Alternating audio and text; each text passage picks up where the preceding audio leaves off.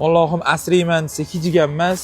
Okamlar shu kamerani qorda ko'rinmayapti deb artishga tushib, o'zlariga emas, mollariga uribdi.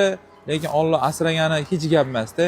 Videoni oxirigacha ko'rsanglar, shu mashinaga nechta rasxod ketishini hisoblab chiqamiz.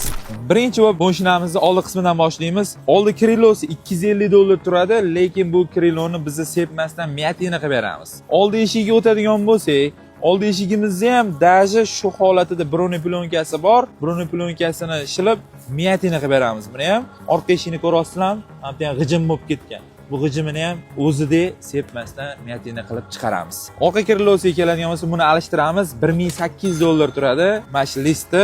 Orqa bamferi $350 turadi. Orqa farasi $360. O'rtasi $400 turadi. Общий umumiy hisobda shu videoga qarab turib, nechpul pul rasxod ketadi shu mashinaga?